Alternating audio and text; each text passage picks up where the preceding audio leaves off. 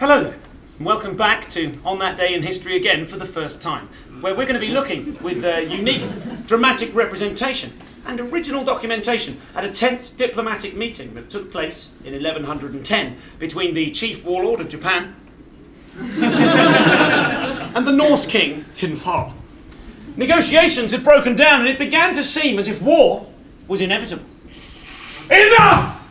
I have heard all my opponent has to say about proposed trade routes, and I must say that I find him so inconsistent in his attitudes that he continually bows too deeply to persons of imperceptibly lower social status. A disgraceful insult!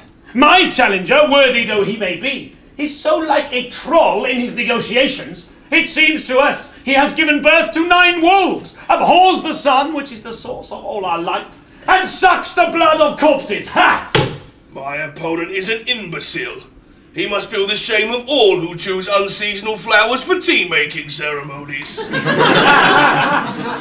The sow that spat my challenger is so stupid that Loki tricks her with consummate ease into killing her own brother and being replaced with a ghost. Ha! My opponent's mother is so porcine that were she to come to the land of the rising sun, homeland of my venerated ancestors, where she would be most honoured guest, she would block out the sun, and all who saw her would say, "Hey, check out that fat pale cow."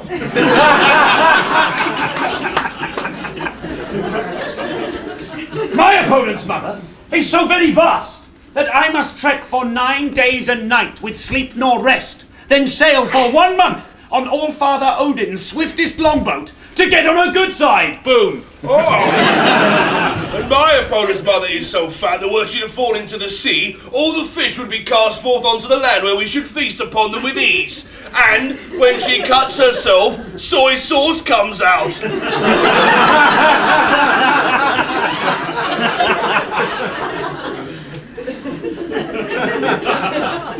That's new.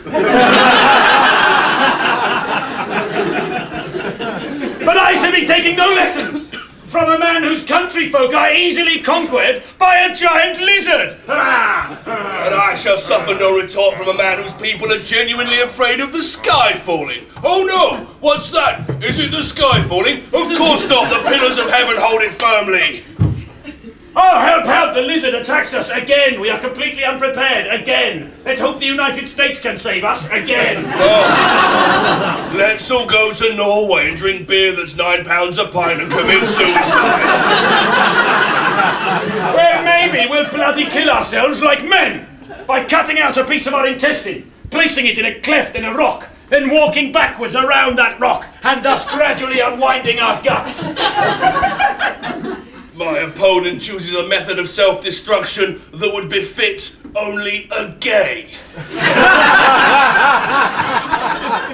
The manly way to commit suicide is to first rip out your own guts and then have your best friend decapitate you with a single exquisite cut of the tanto blade. Well, bloody do it then.